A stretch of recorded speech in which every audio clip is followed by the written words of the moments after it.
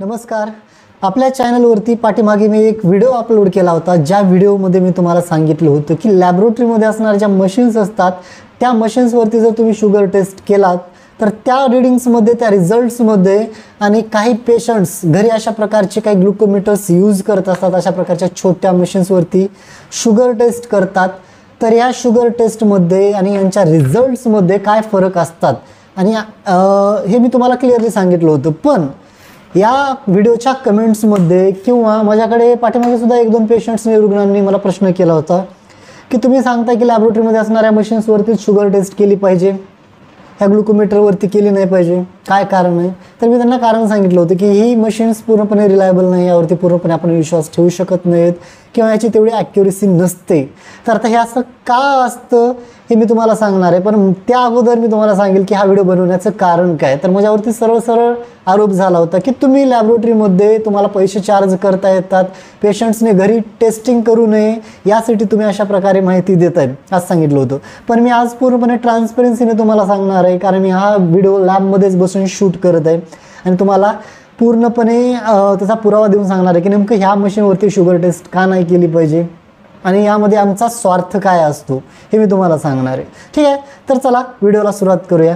तर पहा, सर्वप्रथम आपण बघूया की ह्या आता महत्त्वाची गोष्ट म्हणजे आम्ही पैशासाठी करतोय का, हा आपण पहिला मुद्दा क्लिअर करणार आहोत.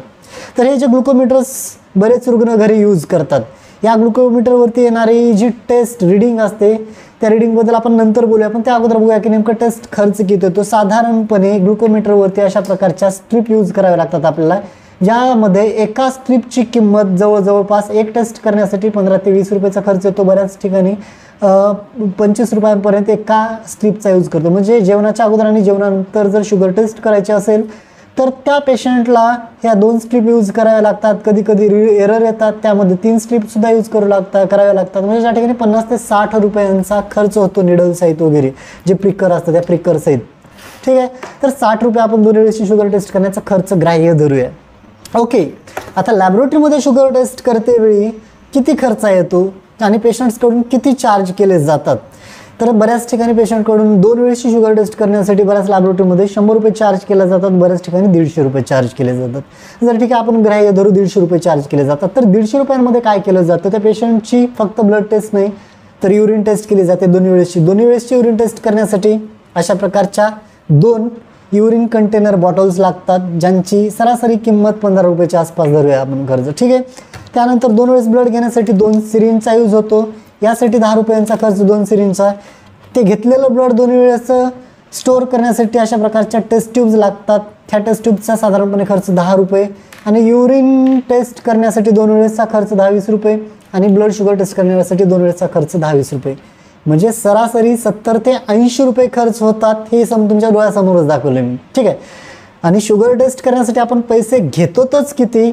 आता तुम्ही म्हणाल तुम्हाला माहीतच असणार आहे 100 ते 150 रुपये घेतो. ठीक आहे, आणि मी लॅबोरेटरीमध्येच आहे, मी तुम्हाला दाखवू सुद्धा शकतो की नेमकं पूर्वी तर 100 रुपयातच आम्ही चार्ज करत होतो 2 वेळेस शुगर टेस्ट करण्यासाठी लॅबोरेटरीमध्ये. पण जर तुम्ही आता जर पाहायचं म्हणलं तर या ठिकाणी मी तुम्हाला रेट लिस्ट दाखवणार आहे. या ठिकाणी रेट लिस्ट लावलेली आहे, यावरती शुगर टेस्ट करण्यासाठी किती रुपये लागतात किंवा कोणत्या टेस्टसाठी किती रुपये लागतात हे रेट लिस्ट मी तुमच्यापुढे शो करणार आहे.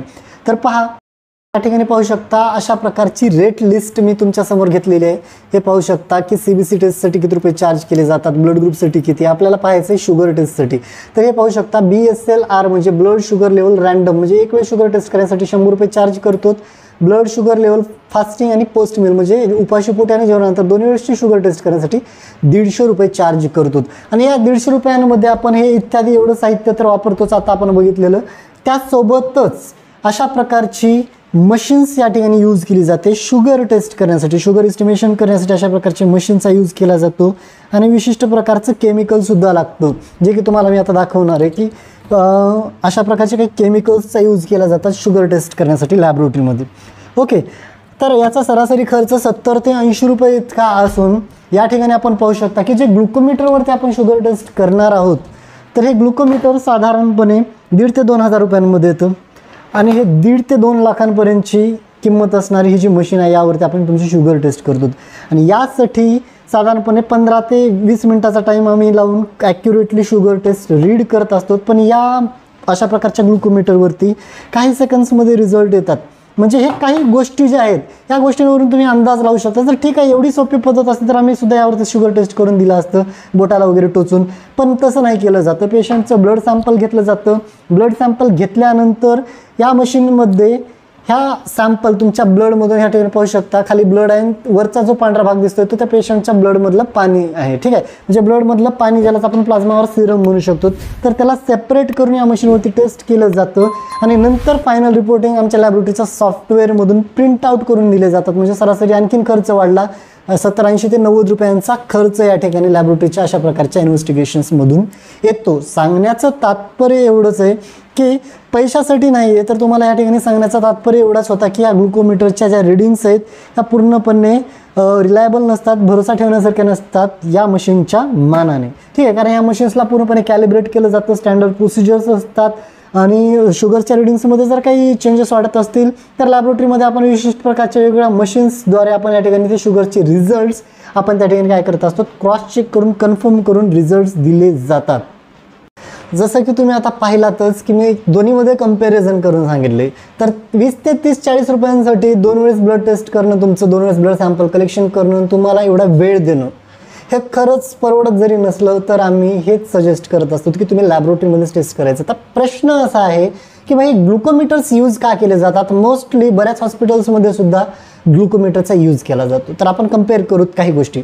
तर ग्लुकोमीटर बघा, हॉस्पिटल्समध्ये इन केस ऑफ एमर्जन्सी, म्हणजे आता आमची लॅब आहे साधारणपणे हॉस्पिटल्सपासून 1 किलोमीटर लांब, पेशंट्स हॉस्पिटलमध्ये सिरियस होत चालले आणि डॉक्टरांना एक्झॅक्ट त्याच टायमिंगमध्ये रिझल्ट्स हवेत, तर त्या केसेसमध्ये in case of emergency doctor अशा प्रकारच्या ग्लुकोमीटरवरती टेस्ट करतात आणि यामध्ये जर शुगरचा काही प्रॉब्लेम असेल, डाऊट येत असेल तर त्या केसेसमध्ये लॅबोरेटरीमधूनच अशा प्रकारच्या अनालायझर्सवरतून त्या ठिकाणी टेस्ट केल्या जातात आणि कन्फर्मेशन, फायनल कन्फर्मेशन केलं जातं. आणि महत्त्वाची गोष्ट म्हणजे अशा प्रकारच्या लॅबोरेटरी रिपोर्ट्सशिवाय, लॅबोरेटरीमधील अनालायझिंग टेस्ट रिपोर्टशिवाय कुठल्याही प्रकारचे डोसेस ठरवले जात नाहीत आणि ते ठरवणंसुद्धा घातक आहे. आणि बरेच पेशंट्स काय करतात, अशा प्रकारच्या ग्लुकोमीटरवरती एक्झामिनेशन्स करतात, शुगर टेस्ट करतात घरच्या घरी आणि ते इन्सुलिनवरती असतात पेशंट्स आणि शुगर कमी थोडी वाटली त्यांना त्या ग्लुकोमीटरवरती लगेच ते इन्सुलिनचा ते डोसेज पॉईंट्स कमी करतात. शुगर वाढलेली दिसली असेल तर त्या ठिकाणी पॉईंट्स मनाने वाढवतात आणि हे खूप अधिक प्रमाणामध्ये धोकादायक ठरू शकतं. तर कुठल्याही प्रकारच्या मेडिकल ॲडवायझरशिवाय तुम्ही या गोष्टी चेंज केल्या नाही पाहिजेत, हे माझं वैयक्तिक मत आहे. तर आजच्या व्हिडिओचा आपला उद्देश हाच होता की ग्लुकोमीटरपेक्षा तुम्ही प्रत्यक्ष लॅबोरेटरीमधूनच रिपोर्टिंग करून घ्या किंवा ब्लड एक्झामिनेशन्स करून घेतलेलं तुमच्यासाठी चांगलं असेल. आता विषय प्रश्न पैशाचा नाही आहे. 20-30 रुपयाची बचत, ठीक आहे, तर पैशाचं काहीतरी होईल, पण ते 20 ते 30 रुपये, 40 रुपये, 50 रुपये वाचवण्याच्या भानगडीमध्ये आपलं आरोग्य आपण नकळतपणे किती धोक्यात टाकतोय याचा अंदाज आपल्याला त्या ठिकाणी लागणार नाही. तर मला काय सांगायचं आहे तुम्हाला समजलं असेल असं आपण ग्राह्य धरू आणि भेटू पुढच्या व्हिडिओमध्ये. धन्यवाद.